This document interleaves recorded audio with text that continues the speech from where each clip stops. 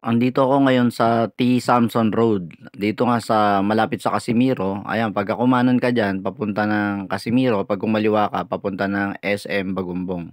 Mula 1999, ngayon ko lang nakitang sementado to. 2024 na nung mga semento. Sila Mayor Along at Congressman Oka lang ang malakas talaga.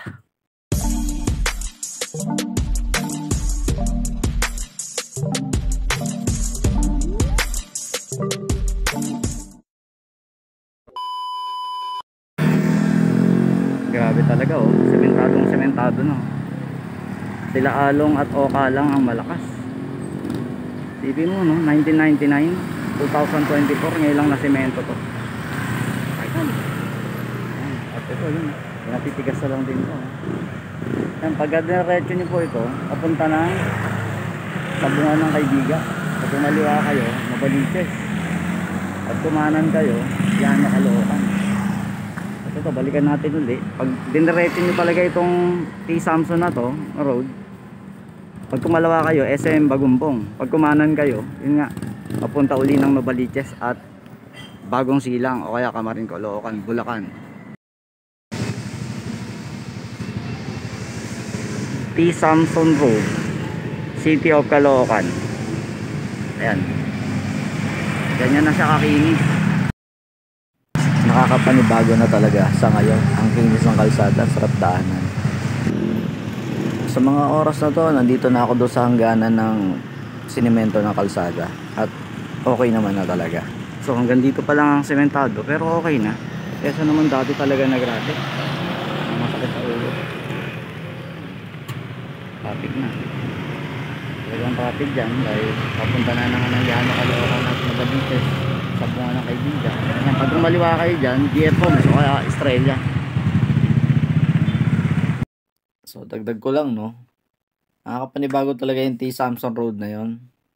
Dahil mula nung namasada ako ng tricycle nung taong 1999 hanggang taong kasalukuyan 2024 na ngayon lang na semento. At ang dami kasing nagdaang mga mayor sa Caloocan pero si Along lang at si Congressman Oka lang ang nakapagpasimento ng T. Samson Road. Alam nyo po dati iniiwasan namin magatid dyan dahil sabihin natin nakakaano. Ang puti kasi ng motor mo, tricycle mo pagbalik. Yung alam mo parang galing ka ng bukid kasi yung lugar na yan, lubak-lubak. Yung mga pinagkukayan ng Nawasa, nakakadagdag sila, sira ng motor dahil malalalim yung hukay ng Nawasa na hindi naman sa tagal siguro ng panahon dahil yung anong nangyayari kasi yung mga tubig galing sa kanal sa ibabaw ng kalsada dumadaan. Pero ngayon nung inayos nga yung una, tinira yung gutter dyan, kaya nagkaroon na ng mga drainage para yung tubig na nagmumula sa mga outlet ng mga bahay o kaya establishmento dyan ay sa ilalim na kagad dumiretso. Dati ho kasi sa ibabaw dumadaan. Kaya alam nyo ba pag tumalsik yung tubig sa binti mo, nangangamoy yung alam nyo ang baho, amoy kanal may burak, ganun yung amoy.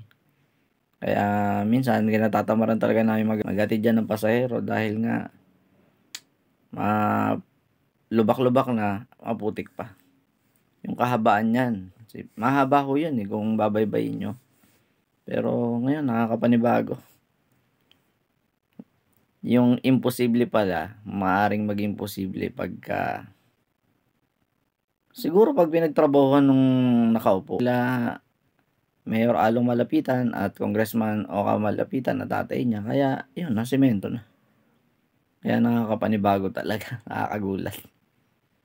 Kaya nung dumaan ako ngayon, ang sarap Kaninang umaga saka kagabi at nung isang araw dumaan ako, nagulat ako. Ang ganda talaga.